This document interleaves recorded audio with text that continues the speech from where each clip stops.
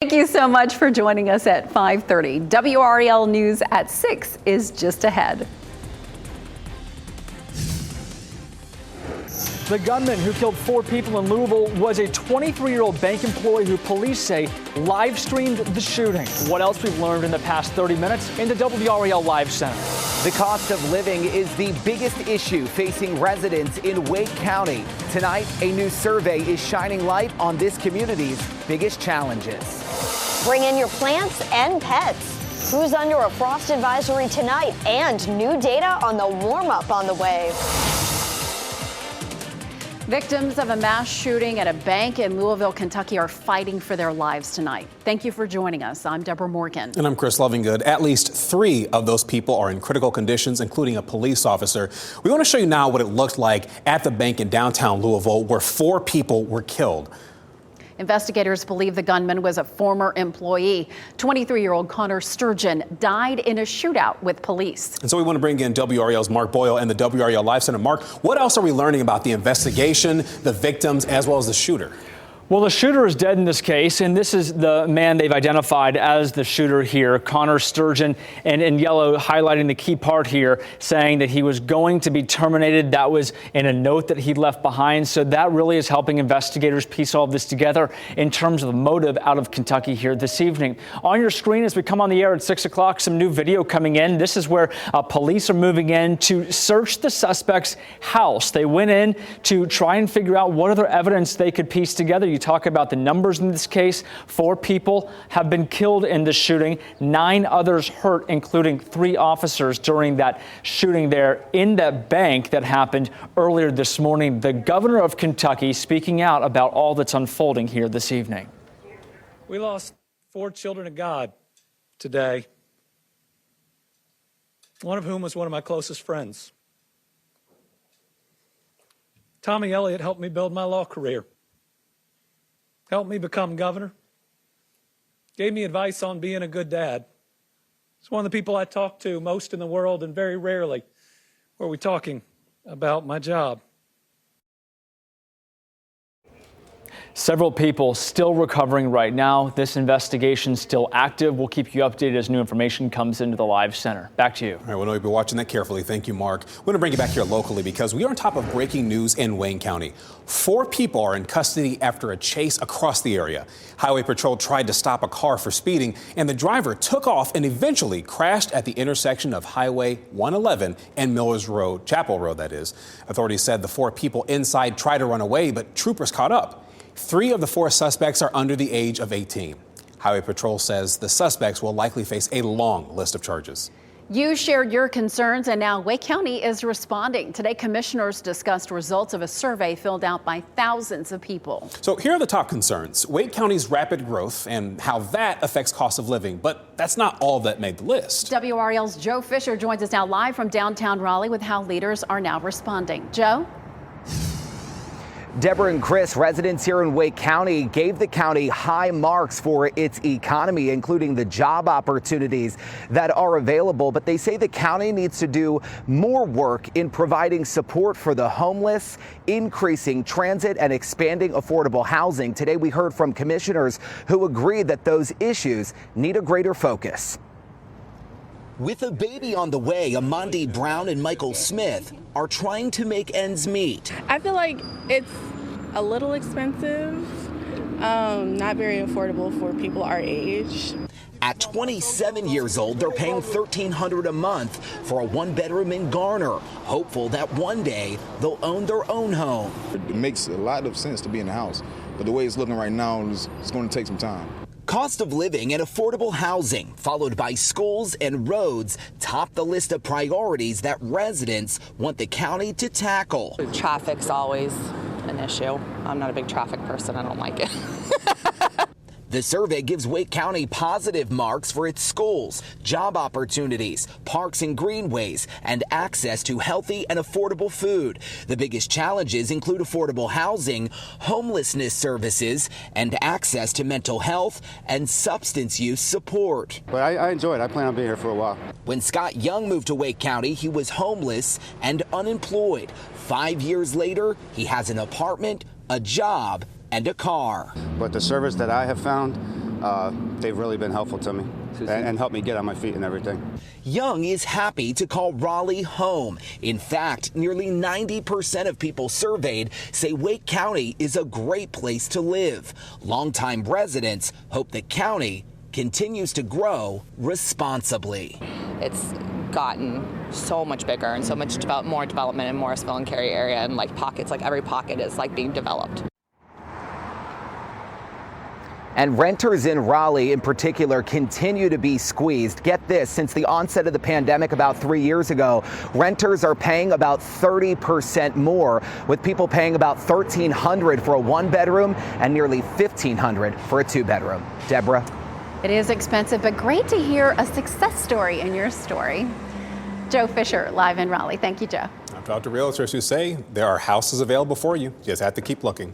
All right, you're looking live right now over Goldsboro, and it has been a beautiful day today. Not a cloud in the sky, temperatures in the 60s, and things will get even cooler as the sun goes down. We've got meteorologist Kat Campbell right now in the WRAL Severe Weather Center. So talk a little bit about the frost advisories that'll be in effect tonight, Kat. We're going from 60s this afternoon all the way down into the mid-30s tomorrow morning. You've still got a couple of hours before sunset to enjoy this nice weather, but temperatures are going to be plummeting overnight. 37 degrees is our forecast low in Raleigh, 36 in Durham, 33 in Roxborough and South Hill, 34 in Rocky Mount, and 37 degrees in Fayetteville.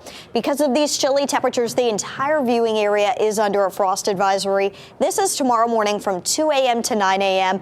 Make sure that you cover your plants or bring them inside, and bring your pets inside as well. We start out the week on a chilly note, at least in the mornings, but a big warm-up is on the way. I'll show you how many days in a row will be in the 80s coming up. All right, we'll see you in just a bit, Kat. Thanks. State lawmakers want to add more ways to tax you on how you travel. Higher fees for EVs, a brand new fee on hybrids, plus taxes on Uber and Lyft rides. All that money would go right back into North Carolina roads. WRAL's Capitol Bureau Chief Laura Leslie joins us now live. And Laura, for years that gas taxes paid for transportation projects. Now lawmakers are looking to these newer forms of transportation. You know, it seems kind of counterintuitive, doesn't it, Deb? I mean, a lot of us are switching to electric because it's better for the planet. But what's good for the environment is not great news for the state's gas tax. And lawmakers say it's time for EV and hybrid owners to pay their share. Jeffrey Hall has had his Kia EV for 11 months now. How do you like it? I love it. Hall is not worried about a proposal to raise his annual fee. I don't really care because I save probably about $300 a month using electric rather than gas. Electric car owners already pay $140.25 a year in user fees. That would go up to $180. Hybrid car owners who pay nothing now would pay $90 a year under the Senate's proposal. The goal is to help the state make up lost gas tax revenue, which is the main source of money to build and repair roads.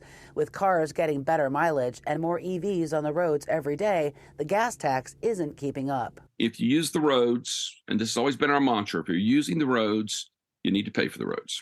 Senator Mike Woodard is a sponsor of the bill that would modernize the way we pay for roads. These old systems of gathering revenue are soon going to be extinct. Ann Blair with the Electrification Coalition thinks the increases are too high.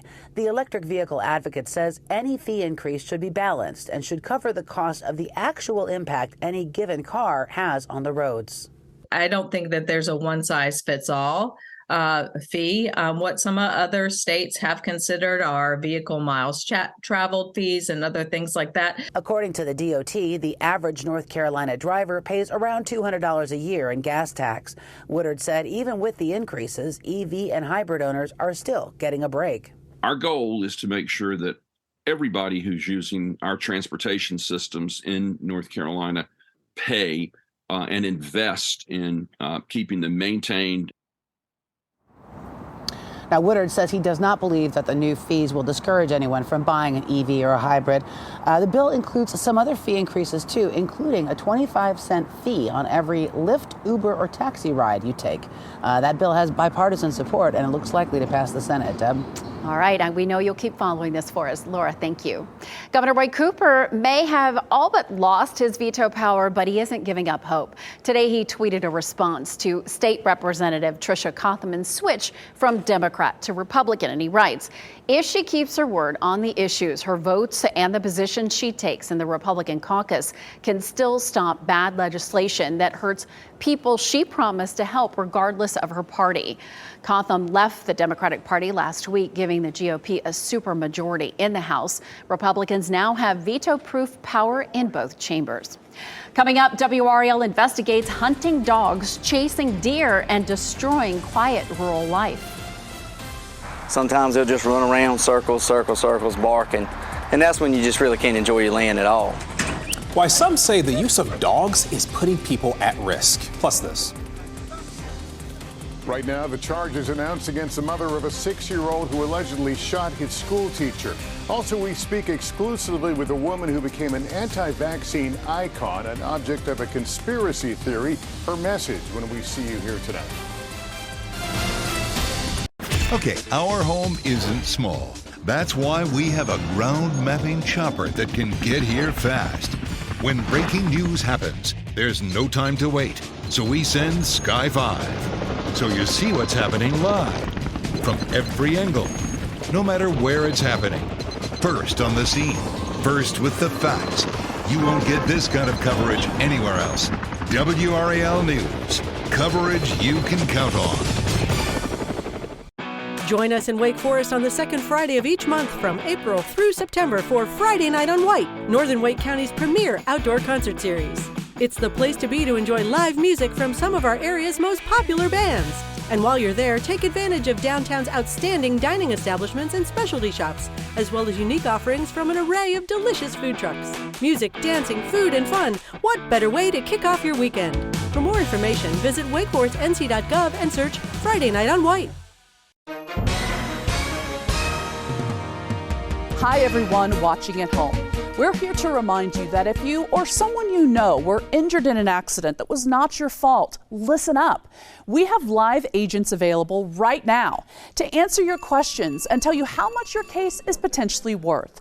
Hi, I'm Gina Bellich, here with spokesman and TV personality Tom Mustin with us in the Help Center. So Tom, phones are really busy over there. Tell us what kind of calls you're seeing. Well, Gina, first off, thank you for having me here in the call center with you.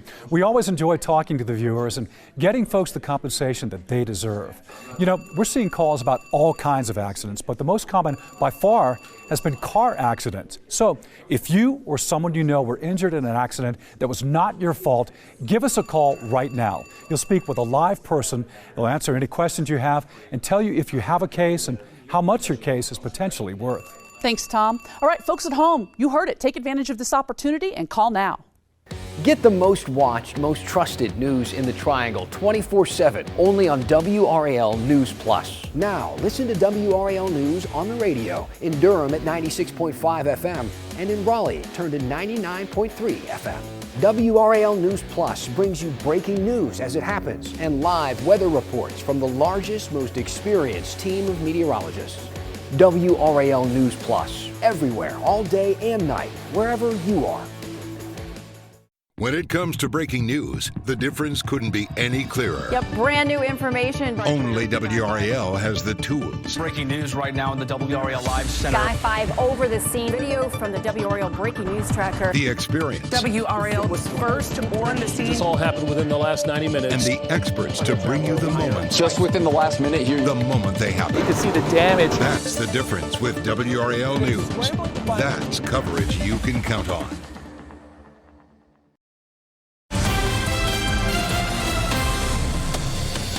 One of the 3 Tennessee lawmakers who was booted last week has now been reinstated.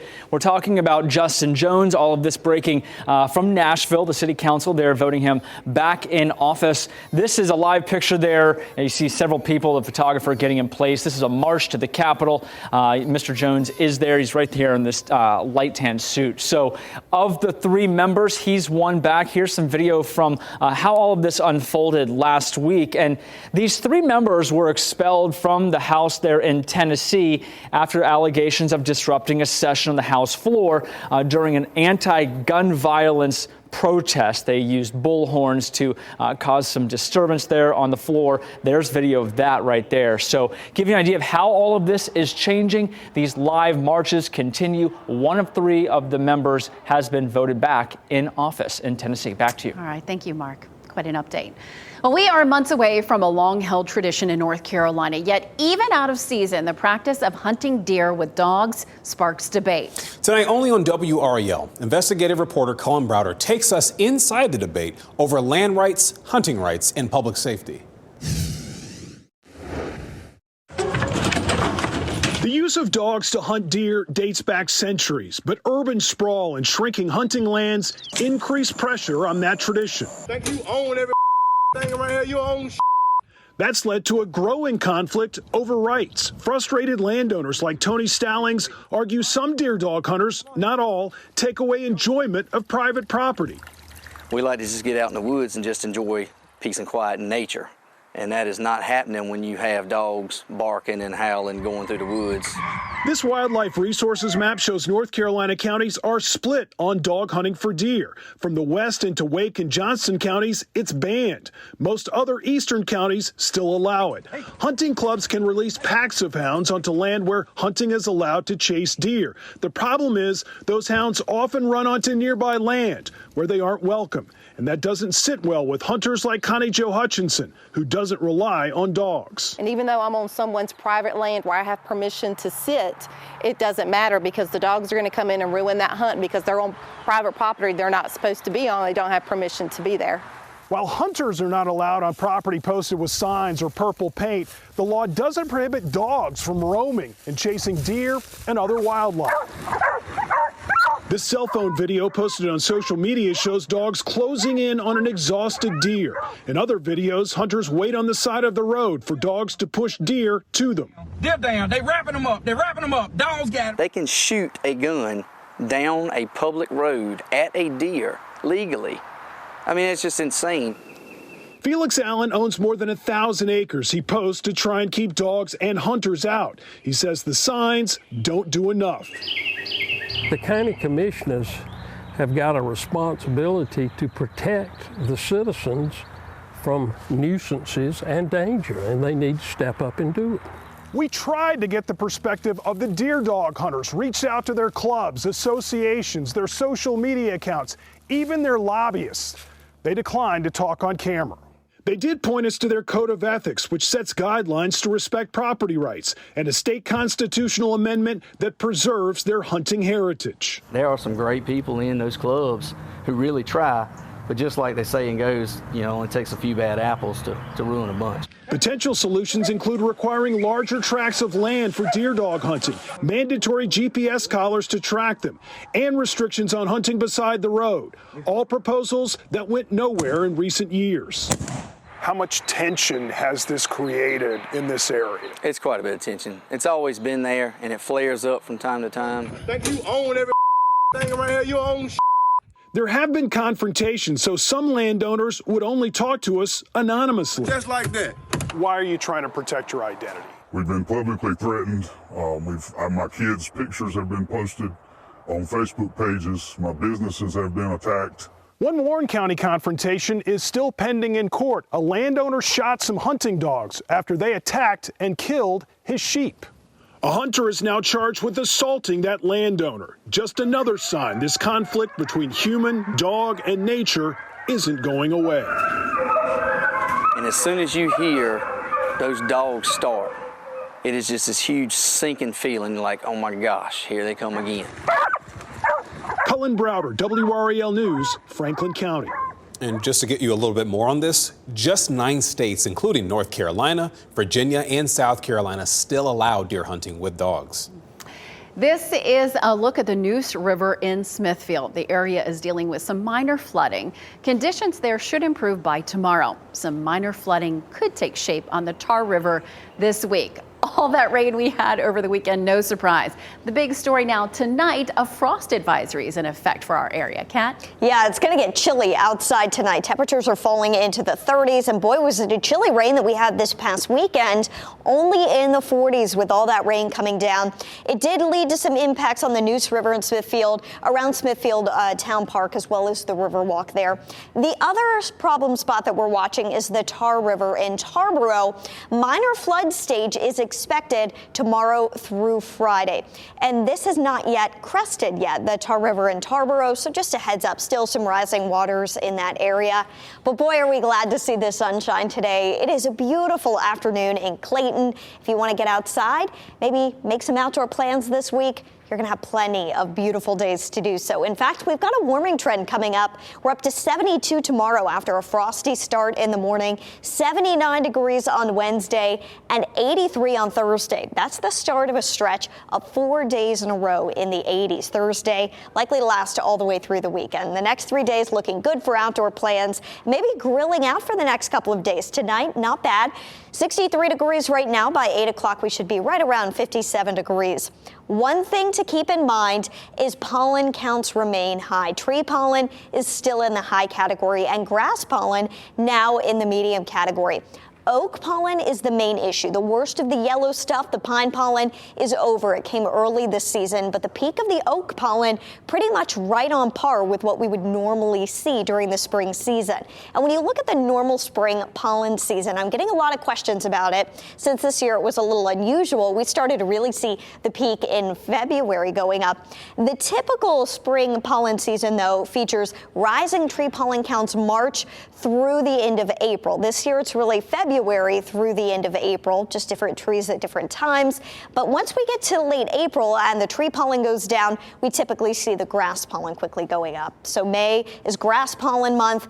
After that, that's when we're finally done with the worst of the spring allergies. So just keep that in mind with any outdoor plans you have coming up, because it's going to be beautiful to be outside the next 3 days. It's going to be hard to be stuck inside. 79 on Wednesday, 83 on Thursday.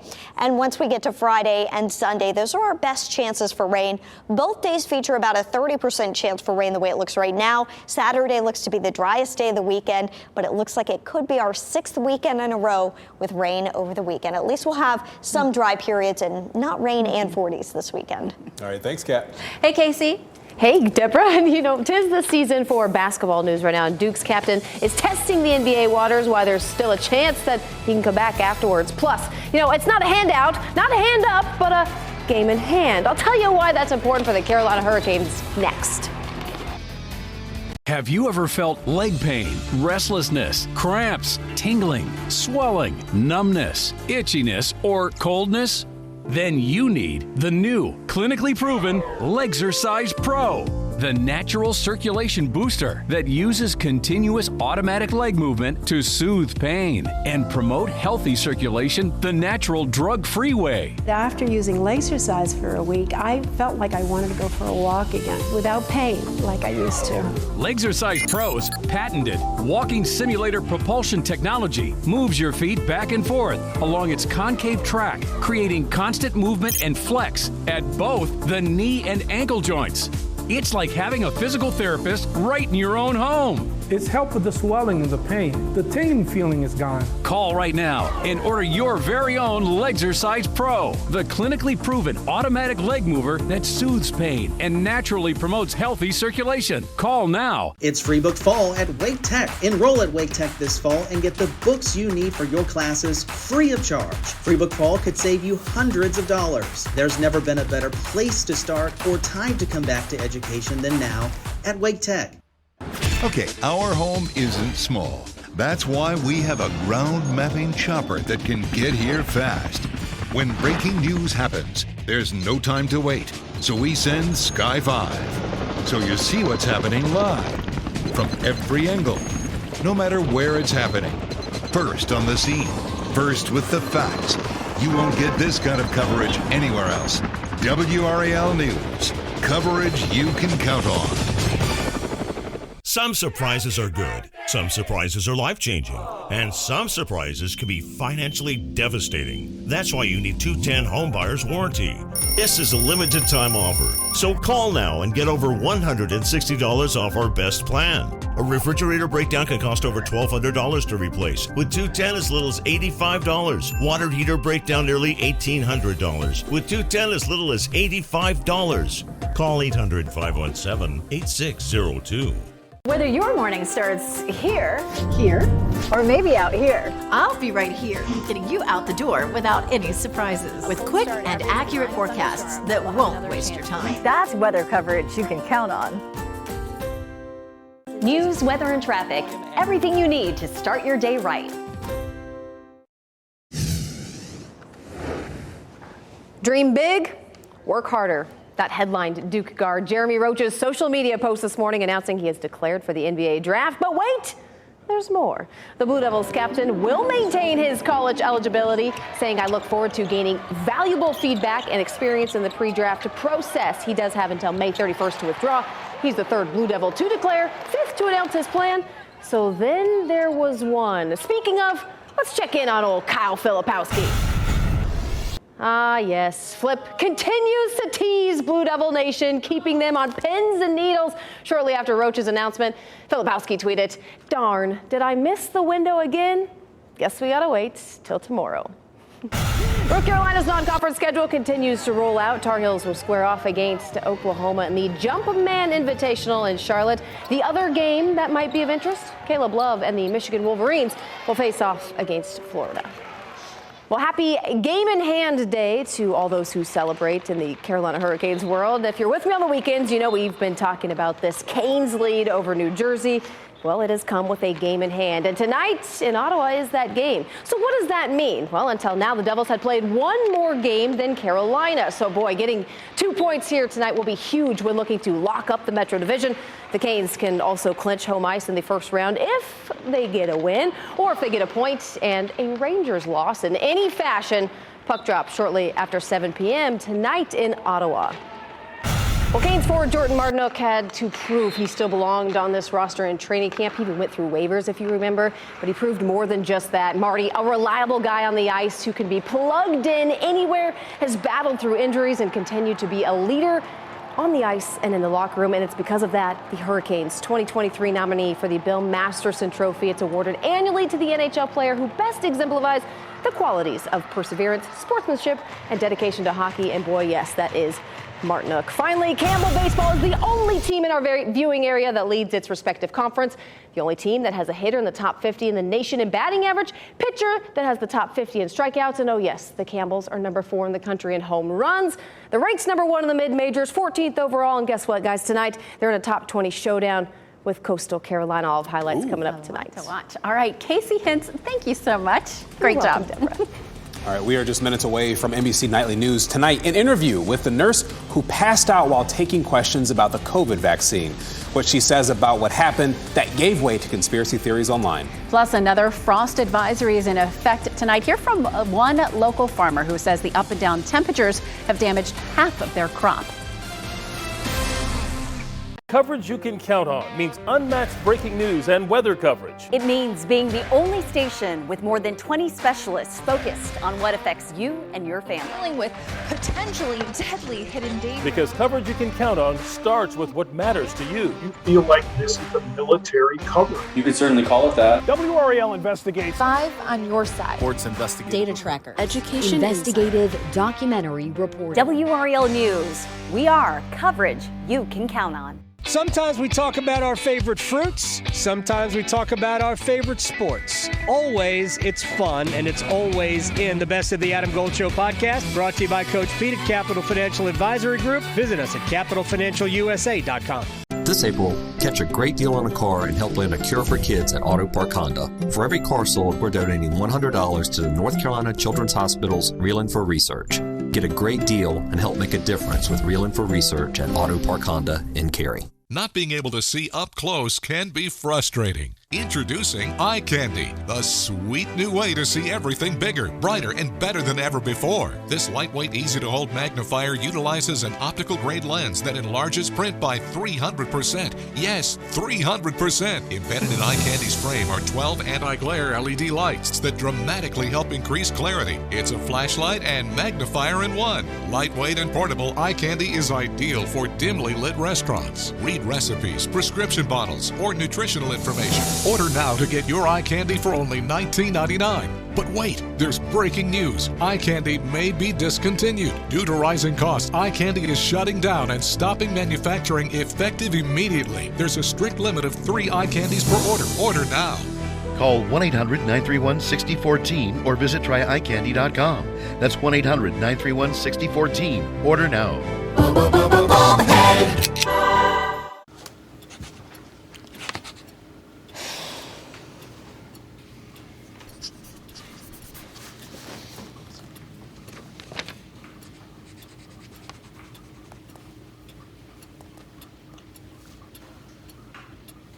If you love them enough to relearn math so you can teach them math, then surely you'll check nhtsa.gov/the right seat to make sure they're correctly buckled in the back seat. Did you know that thousands of authors across the country have written books and published them with Page Publishing? If you've written a book, Page can help you through the process. We cut through the confusion of the publishing world to make it easy for you. If we decide to publish your book, your work ends and ours begins. From copy editing and proofing to typesetting and book cover art, we get you printed, distributed, and sold on Amazon, Apple iTunes, and bookstores. We'll even promote your book. Call 1-800-224-1654. That's 1-800-224-1654. Skeletal remains, unnamed and unclaimed, too often forgotten. Now, scientists are cracking the oldest cold cases. In What Remains, the new podcast from WRAL Studios. Issue facing residents in Wake County. Tonight, a new survey is shining light on this community's biggest challenges. Bring in your plants and pets. Who's under a frost advisory tonight? And new data on the warm-up on the way. Victims of a mass shooting at a bank in Louisville, Kentucky are fighting for their lives tonight. Thank you for joining us. I'm Deborah Morgan. And I'm Chris Lovingood. At least 3 of those people are in critical conditions, including a police officer. We want to show you now what it looked like at the bank in downtown Louisville, where 4 people were killed. Investigators believe the gunman was a former employee. 23-year-old Connor Sturgeon died in a shootout with police. And so we want to bring in WRAL's Mark Boyle and the WRAL Live Center. Mark, what else are we learning about the investigation, the victims, as well as the shooter? Well, the shooter is dead in this case, and this is the man they've identified as the shooter here, Connor Sturgeon, and in yellow highlighting the key part here, saying that he was going to be terminated. That was in a note that he left behind. So that really is helping investigators piece all of this together in terms of the motive out of Kentucky here this evening. On your screen, as we come on the air at 6 o'clock, some new video coming in. This is where police are moving in to search the suspect's house. They went in to try and figure out what other evidence they could piece together. You talk about the numbers in this case. 4 people have been killed in this shooting, 9 others hurt, including 3 officers during that shooting there in that bank that happened earlier this morning. The governor of Kentucky speaking out about all that's unfolding here this evening. We lost 4 children of God today, one of whom was one of my closest friends. Tommy Elliott helped me build my law career. Helped me become governor, gave me advice on being a good dad. It's one of the people I talk to most in the world, and very rarely are we talking about my job. Several people still recovering right now. This investigation still active. We'll keep you updated as new information comes into the Live Center. Back to you. All right, well, we'll be watching that carefully. Thank you, Mark. We're going to bring you back here locally because we are on top of breaking news in Wayne County. 4 people are in custody after a chase across the area. Highway Patrol tried to stop a car for speeding, and the driver took off and eventually crashed at the intersection of Highway 111 and Millers Road, Chapel Road, that is. Authorities said the 4 people inside tried to run away, but troopers caught up. 3 of the 4 suspects are under the age of 18. Highway Patrol says the suspects will likely face a long list of charges. You shared your concerns, and now Wake County is responding. Today, commissioners discussed results of a survey filled out by thousands of people. So here are the top concerns: Wake County's rapid growth and how that affects cost of living. But that's not all that made the list. WRAL's Joe Fisher joins us now live from downtown Raleigh with how leaders are now responding. Joe? Deborah and Chris, residents here in Wake County, gave the county high marks for its economy, including the job opportunities that are available. But they say the county needs to do more work in providing support for the homeless, increasing transit, and expanding affordable housing. Today, we heard from commissioners who agree that those issues need a greater focus. With a baby on the way, Amandi Brown and Michael Smith are trying to make ends meet. I feel like it's a little expensive, not very affordable for people our age. At 27 years old, they're paying $1,300 a month for a one-bedroom in Garner, hopeful that one day they'll own their own home. It makes a lot of sense to be in the house, but the way it's looking right now, it's going to take some time. Cost of living and affordable housing, followed by schools and roads, top the list of priorities that residents want the county to tackle. Traffic's always an issue. I'm not a big traffic person. I don't like it.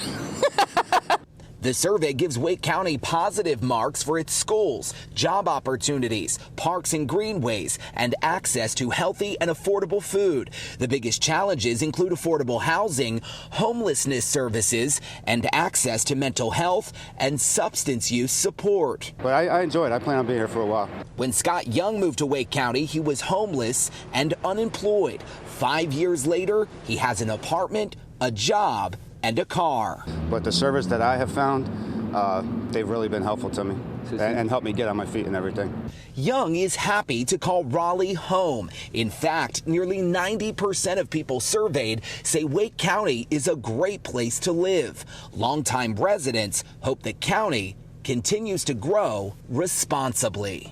It's gotten so much bigger and so much more development in Morrisville and Cary area, and like pockets, like every pocket is like being developed. And renters in Raleigh in particular continue to be squeezed. Get this, since the onset of the pandemic about 3 years ago, renters are paying about 30% more, with people paying about $1,300 for a one-bedroom and nearly $1,500 for a two-bedroom. Deborah? It is expensive, but great to hear a success story in your story. Joe Fisher, live in Raleigh. Thank you, Joe. Out to realtors who say there are houses available for you. You just have to keep looking. All right, you're looking live right now over Goldsboro, and it has been a beautiful day today. Not a cloud in the sky, temperatures in the 60s, and things will get even cooler as the sun goes down. We've got meteorologist Kat Campbell right now in the WRAL Severe Weather Center. So talk a little bit about the frost advisories that'll be in effect tonight, Kat. We're going from 60s this afternoon all the way down into the mid-30s tomorrow morning. You've still got a couple of hours before sunset to enjoy this nice weather, but temperatures are going to be plummeting overnight. 37 degrees is our forecast low in Raleigh, 36 in Durham, 33 in Roxborough and South Hill, 34 in Rocky Mount, and 37 degrees in Fayetteville. Because of these chilly temperatures, the entire viewing area is under a frost advisory. This is tomorrow morning from 2 a.m. to 9 a.m. Make sure that you cover your plants or bring them inside, and bring your pets inside as well. We start out the week on a chilly note, at least in the mornings, but a big warm-up is on the way. I'll show you how many days in a row will be in the 80s coming up. All right, we'll see you in just a bit, Kat. Thanks. State lawmakers want to add more ways to tax you on how you travel. Higher fees for EVs, a brand new fee on hybrids, plus taxes on Uber and Lyft rides. All that money would go right back into North Carolina roads. WRAL's Capitol Bureau Chief Laura Leslie joins us now live. And Laura, for years that gas taxes paid for transportation projects. Now lawmakers are looking to these newer forms. Bar. Rewind Retro Bar opened its doors for the first time April 2nd for a grand opening, complete with a ribbon cutting ceremony. The mayor of Knightdale was there. The bar has a wide range of retro-themed games and activities. Make sure you check it out. Thanks so much for watching us here at 5:30. Our news at 6 starts now.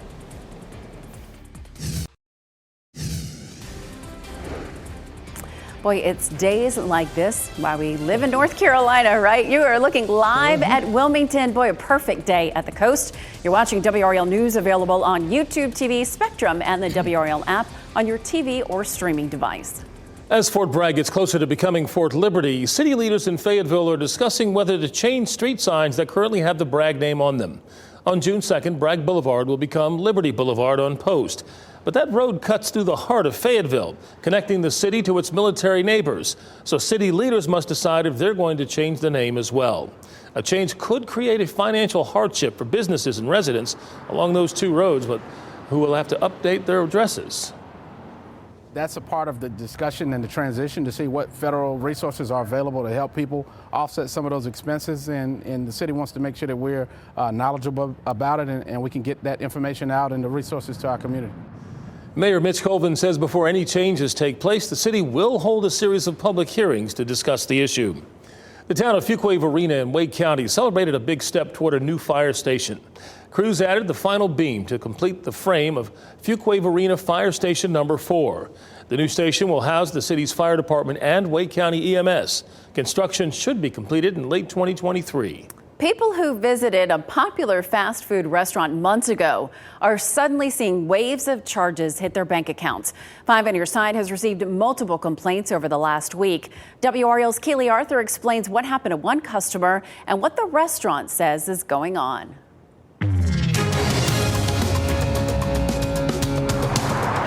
Enrique Perez says he hasn't been to Pollo Campero in months, but Thursday, the restaurant unexpectedly charged his account. I found 3 charges to my account in a subscription to my account, like a recurring payment to my account. He called his bank and canceled the charges, then checked his mother's bank account.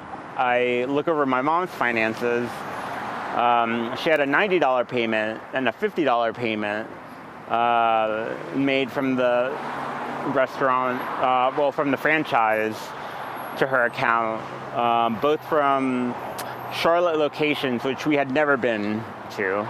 They're not the only ones. Several others emailed and called WRAL, and dozens chimed in on Nextdoor posts saying the same thing happened to them. They were told, no, these are delayed payments for a service you had previously gotten. And I found that to be really fishy. So that's when I wanted to call WRAL. But Perez says the charges he was hit with don't appear to line up with how much he spent at the restaurant. It was a total about $150 for a day's worth of charges at this place. He questioned whether he'd come back and says suddenly pulling money from bank accounts is a blow to the Latino community. You're talking about a community that sometimes has savings, sometimes they're new to the country, and this is the most familiar restaurant that they have. So as of Monday, the Pollo Campero on Litchford Road in Raleigh is telling its customers that these charges date back all the way to October of 2022 when the restaurant opened. But customers say the charges they're seeing in their bank accounts right now do not match up to their previous purchases. So a lot to unpack here. We'll keep you posted. Keely Arthur, 5 on Your Side. Well, we've been asking Pollo Campero since yesterday to explain all of this. We are pressing for that answer. No response yet. Rocky Mount is now part of a larger project focused on racial wealth equity. The City Start initiative helps local leaders develop and implement strategies for families and communities. The goal is to help people become more financially stable. Rocky Mount will receive technical assistance along with a $75,000 grant. Well, negotiations resumed today to try to avert a strike that would put shows at theaters like the Durham Performing Arts Center on hold. Actors are expected to rally tonight outside the DPAC on the opening night of the Beetlejuice musical. The WRAL Breaking News Tracker is there and is not seeing any sign of the rally at this point. The union is preparing for a strike if they can't get a new contract deal. They want to address the rising cost of food and housing that Broadway actors have to pay for while touring the country. Union members get a set allowance to cover those costs, but some say it's not enough. Popular comedian Chelsea Handler is bringing her new tour to the Triangle. She will take the stage at the DPAC this fall after adding several more stops today. Her show will feature all new comedy. It takes place October 7th. Tickets go on sale Friday at 10 a.m. Go back to meteorologist Kat Campbell's in the WRAL Severe Weather Center. Nothing severe about today, nothing but sunshine. Beautiful. A glorious Tuesday. Oh, yeah, we're loving this. It is gorgeous outside today, Gerald, and not just here locally, but really across most of the country, and notably in the south and areas that have been hit so bad by severe weather for the past several weeks. We finally have a week without any significant severe weather threats, and that's great news. The next system that we're tracking is this one in the Gulf of Mexico, and if you look really closely, you can see just a little bit of a spin. It's an area of low pressure in the mid-levels of the atmosphere that's going to lift northeast and head our way as we near the weekend. Let's track the latest models on Futurecast here. You can see this still pretty much in the Gulf tomorrow, but we see the rain spreading inland throughout the evening hours. The rain reaches Alabama as well as Georgia on Thursday, and then it makes its way toward North Carolina as we get into Friday. Leading up to this rain, though, it's going to be warm and sunny for the next 2 days with highs in the 80s. We're going to be watching Friday. A warm front looks less likely to make it up to North Carolina, so that may keep our temperatures in the 70s with the rain. The way it looks right now, we would have a small chance for rain in the morning and some scattered showers possible into the afternoon and evening. It's not a washout day. I did increase rain chances to 40%. This is not going to be like last Saturday when we saw an all-day rain. It's more in the form of scattered showers. And with that warm front staying a little farther to the south, that would keep the bulk of the thunderstorm potential in South Carolina. Showing the storm energy here, you can see it is in South Carolina. But there's another system that moves through this weekend on Sunday, and that's the one we'll be watching with some storm energy in place for perhaps some isolated thunderstorms. So stay tuned for updates as we get closer to Sunday. Here's our latest thoughts on your weekend. Friday features scattered showers at 76. Saturday still looks like the driest day. 80 degrees, pretty nice. A 20% chance for rain. Mid 80s with that small chance for storms on Sunday. Something you don't see here, though, the humidity. It's going to be going up a little this weekend with those highs in the 80s. Tomorrow, low humidity, full sunshine. Not so chilly in the morning. We woke up to temperatures in the 30s this morning. We're at 50 at 8 a.m. tomorrow morning. If you want to get out for a walk, should be beautiful. By noon, already in the 70s. And we are expecting to hit the 80-degree mark by tomorrow afternoon. Dinner time temperatures, low to mid 70s. It doesn't get much better than that. Make some outdoor plans for the next couple of days. If you're looking for something to do outside, head to Durham, the D-Pack. The Bulls are in town tomorrow as well as Thursday. Tomorrow, kids eat free. First pitch around 6:30, 75 degrees. By 8 o'clock, 68 degrees. And on Thursday, it is my favorite game of the year, Bark in the Park. You can bring your four-legged friends with you to the game. If you're looking for a way to get outside, I mean, just look at these temperatures. 80s, a little warm, so make sure you and your furry friends are staying hydrated on Thursday. But with the low humidity, it's going to be so nice before we get to a more unsettled weekend. And things could recover by early next week. Still not a washout weekend. It looks a lot better than this past weekend, but you may have to dodge some showers. I remember some barks in the park they've had in the past. It was really hot. I mean, humid and everything. At least the humidity won't be like that this time. Right. All right, Kat, thank you. Well, maybe warm outside, but it's chilly inside the PNC Arena where the Carolina Hurricanes really need a win. They've been kind of chilly themselves on the ice. They need to probably warm it up just a bit. The Carolina Hurricanes have a lot on the line tonight at home versus Detroit. Casey Hentz will break it down next. Plus, another one-and-done caliber player says that he's sticking around at Duke. The trickle-down effect it's going to have on the roster, however. Next in sports.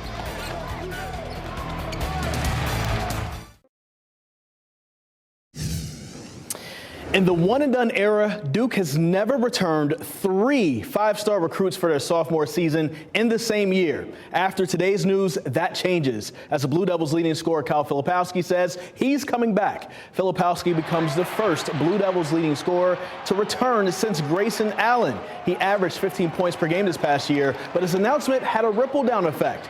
Five-star Duke commit Mackenzie McBacco has decided to reopen his recruitment, and he is decommitted from Duke.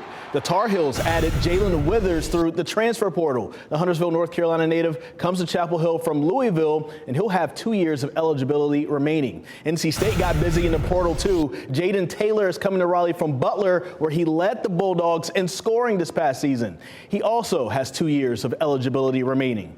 But as the portal giveth, the portal also taketh. NC State quarterback Ben Finley is leaving the school. He'll have 3 years of eligibility remaining wherever he decides to land.